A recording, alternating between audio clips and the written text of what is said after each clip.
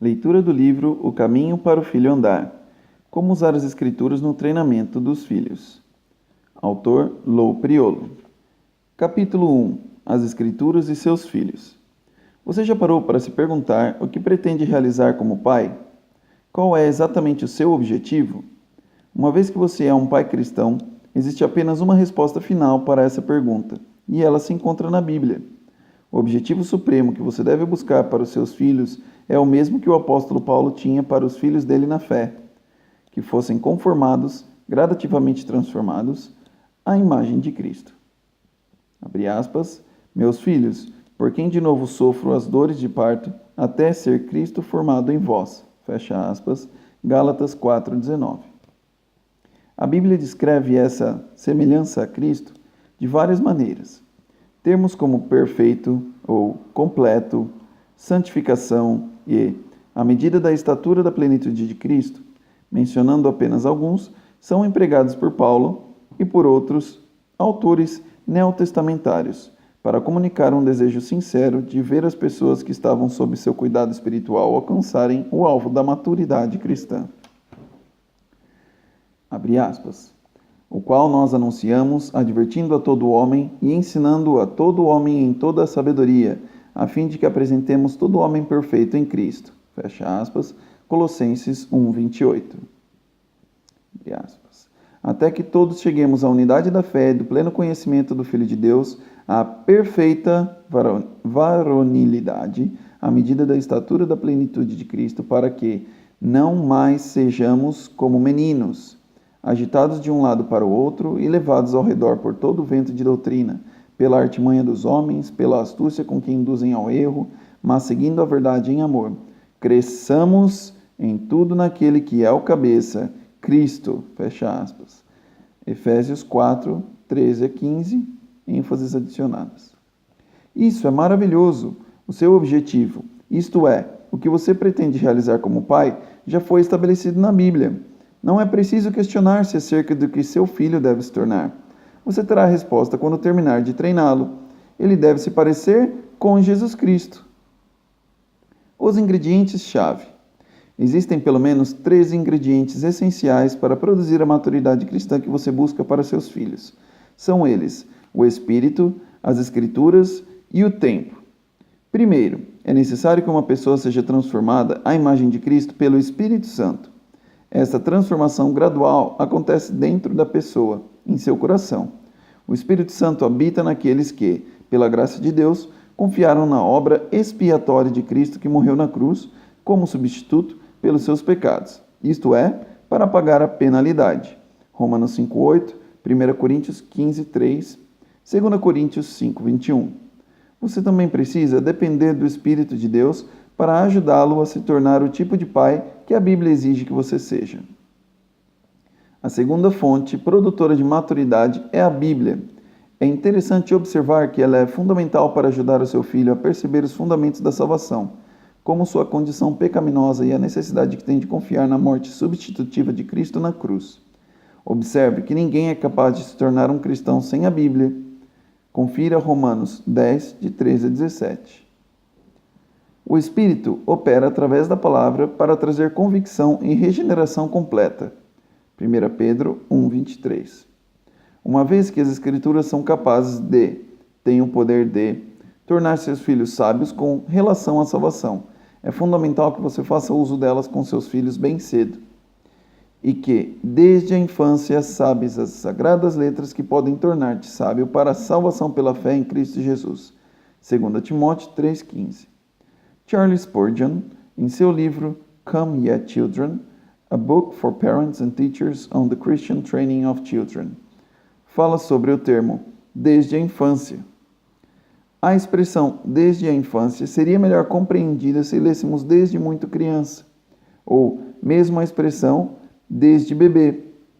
O texto não está falando de uma criança crescida ou de um jovem, mas sim de uma criança no começo da infância. Desde muito cedo, Timóteo conhecia as Sagradas Escrituras. Sem sombra de dúvidas, essa expressão foi utilizada para nos mostrar que nunca é cedo demais para preenchermos a mente de nossos filhos com o conhecimento bíblico. Os bebês percebem coisas muito antes de estarmos cientes disso. Durante os primeiros meses de vida, a criança aprende mais do que imaginamos. Ela logo aprende o amor de sua mãe e sua própria dependência.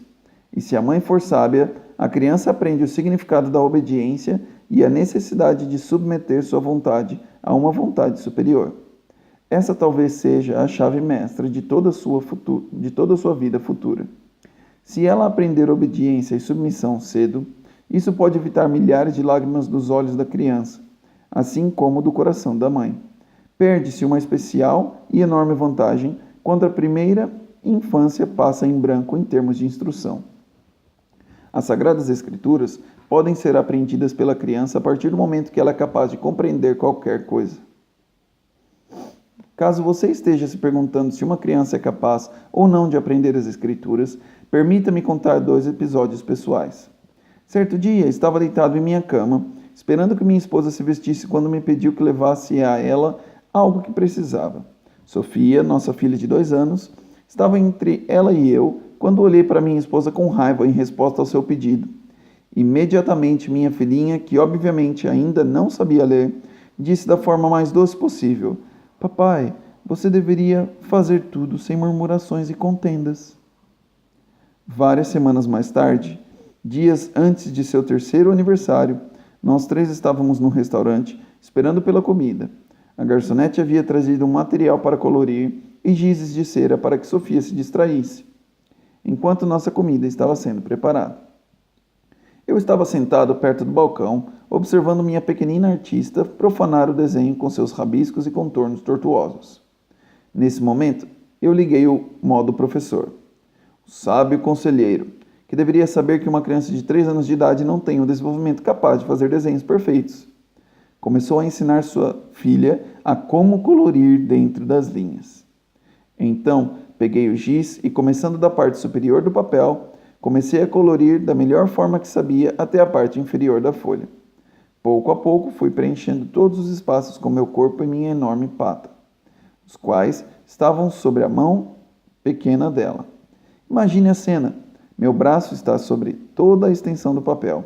Minha mão encontra-se na parte de baixo dele e a Sofia não tem nenhum espaço para colorir. Naquele momento, ela olhou para mim e disse: Papai, a Bíblia diz: não se esqueça de fazer o bem e de repartir com os outros. Minha filha não conhecia apenas as Escrituras cedo na vida, mas era capaz de ministrá-la de forma eficaz ao seu pai, já graduado em nível superior. Se a minha filha de 2 anos de idade é capaz de se beneficiar com o aprendizado das Escrituras, seu filho também é. Uma vez que a maior parte deste livro tem a ver com o uso prático da Bíblia, permita-me fazer algumas perguntas difíceis acerca do quanto você ministra a palavra aos seus filhos. O quanto você mesmo conhece da Bíblia? Quanto das Escrituras você menciona ao longo de uma conversa normal com seus filhos? Quanto você conhece sobre ensinar e relacionar a Bíblia à vida diária deles? Com que eficiência você usa as Escrituras para reprová-los e convencê-los quanto ao pecado deles? A forma através da qual você os reprova faz com que honrem a palavra de Deus ou a desprezem? Com que regularidade você usa a Bíblia quando corrige seus filhos? Como você usa as Escrituras para treinar seus filhos na justiça, a fim de ajudá-los a agir melhor no futuro? Observe que é possível educar seus filhos na disciplina e na admoestação do Senhor, Efésios 6,4, sem o uso contínuo da palavra de Deus. É a vara da disciplina que dão sabedoria. É a vara e a disciplina que dão sabedoria. Provérbios 29:15. Pais cristãos, é seu papel conhecer e utilizar as Escrituras como Deus planejou. A suficiência das Escrituras. As Escrituras fornecem tudo o que precisamos para a vida e para a piedade. 2 Pedro 1:3. Elas também fornecem tudo o que você precisa para educar seus filhos, na disciplina e na instrução do Senhor. Por milhares de anos, pais cristãos dependeram da Bíblia como sua fonte para o treinamento de seus filhos. Por muitos séculos, homens e mulheres creram que Deus não lhes pediria que fizessem algo sem lhes fornecer os recursos necessários para realizá-lo, especialmente uma tarefa árdua como criar filhos piedosos.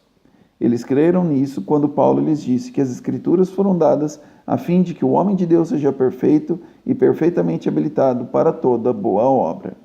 2 Timóteo 3,17. Você crê nisso? Em outras palavras, você realmente crê que Deus lhe deu, dentro das páginas da Bíblia, os recursos adequados para lidar com qualquer eventualidade em sua vida e também como pai? É exatamente isso que o versículo ensina. Obviamente, a Bíblia não tem em vista lidar com problemas médicos, ensinar seu filho a multiplicar frações, a patinar, a chutar uma bola ou coisas como essas. Mas ela afirma ser suficiente quando se trata de transformar pessoas à imagem de Cristo Jesus. A lei do Senhor é perfeita e restaura a alma. Salmos 19, 7. O uso quádruplo das Escrituras. Quando a Bíblia fala sobre as Escrituras serem proveitosas, ela está dizendo que são úteis. Toda Escritura é inspirada por Deus e útil para o ensino, para a repreensão, para a correção, para a educação na justiça. 2 Timóteo 3,16. Uma vez que a Bíblia tem esses 4 propósitos distintos, você deve se tornar hábil nas 4 aplicações. O processo bíblico de treinamento de um filho envolve o uso dessas 4 atividades distintas. Observe que criar filhos biblicamente não é apenas uma responsabilidade. Ela é também uma habilidade que precisa ser desenvolvida. Isso nos leva à terceira fonte necessária para produzir a maturidade cristã em seus filhos: o tempo. Leva tempo para desenvolver as habilidades de pais. Leva tempo para que você deixe o que está fazendo e pegue sua Bíblia para ensinar, repreender, corrigir e instruir seus filhos. Tempo que talvez você prefira gastar fazendo alguma outra coisa. E, acima de tudo, leva tempo para que seus filhos cresçam. Não existe maturidade instantânea. Não existe nenhum remédio que se tome, alguma escola especial ou algum pó mágico que transforme o pequeno coração rebelde de seu filho num coração obediente que o leve à maturidade. Maturidade leva tempo. Santificação progressiva.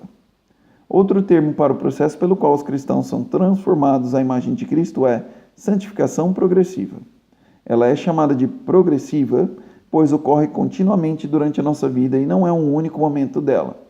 O Espírito Santo é o agente divino que santifica, operando no coração de todo crente verdadeiro para torná-lo mais parecido com Cristo. Mas ele faz isso por meio da palavra. Uma pessoa não é capaz de mudar de maneira que agrade a Deus sem a palavra. O Espírito Santo precisa ter sua arma mais eficaz, a espada do Espírito, para transformar você e os seus filhos. Assim como a regeneração, abre parênteses, a regeneração é uma mudança instantânea na disposição do homem em ser dirigido por Deus, nova natureza, que ocorre quando o Espírito de Deus dá nova vida aos que creem verdadeiramente em Jesus Cristo. Assim como a regeneração, a santificação é um ato de Deus. Mas, diferente de regeneração, ela é um ato de Deus que exige cooperação. A forma mais importante de cooperar com Ele é colocando a Bíblia em seu próprio coração. Aí, então, como pai, você precisa cooperar com a obra de Deus na vida de seus filhos, colocando a Bíblia no coração deles. Encontrei um número impressionante de cristãos que creem que são capazes de crescer em graça sem o tempo regular e contínuo com a palavra. Isto é, leitura bíblica, estudo, memorização, meditação, um ouvir ativo da pregação e o ensino bíblico. Sob o risco de exagerar em meu argumento, permita-me colocar isso da seguinte forma: não importa quanto tempo você gasta orando ou jejuando, na comunhão com outros cristãos, ao ministrar ou a testemunhar aos outros. Caso não esteja investindo tempo na palavra de Deus, ou para ser mais preciso, se a palavra de Deus não habitar ricamente em você, para todos os efeitos, você está algemando o Espírito Santo. Não é que ele seja incapaz de operar sem a sua cooperação. O fato é que ele não prometeu operar sem a Bíblia. Que o Espírito Santo opera através da Bíblia é confirmado pelo que a Bíblia diz que ela faz e, semelhantemente, o Espírito afirma também fazer. Por exemplo, cada uma das 4 funções das Escrituras, alistadas abaixo, são realizadas também pelo Espírito Santo, nos versículos adicionados. 1. Ensino. 2. Repreensão. 3. Correção. 4. Educação na justiça. 1. Ensino. Compare com 1 João 2,27. A unção representa o Espírito Santo. 2. Repreensão. Compare com João 16, 7 a 11. 3. Correção. Compare com Gálatas 6, 1, Gálatas 5, 22, 23. 4. Educação na justiça. Compare com Gálatas 5, 16 a 18, Romanos 6 a 8. Em cada caso, o Espírito opera por meio da Bíblia. Outra indicação da obra do Espírito, através da palavra, pode ser vista comparando-se à linguagem de suas passagens paralelas das Escrituras. Em Efésios 5, 18, recebemos a ordem: e não vos embriagueis com o vinho no qual há dissolução, que conduzirá à desintegração de sua vida, mas enchei-vos do Espírito. Esse versículo é seguido por uma série de instruções básicas e diretrizes dirigidas a indivíduos específicos. Essas instruções e diretrizes fluem da ordem inicial para encher-se do Espírito. As mesmas diretrizes podem ser encontradas quase que literalmente no livro de Colossenses 3,16, onde não estão associados com o Espírito, mas sim com a palavra. Habite ricamente em vós a palavra de Cristo.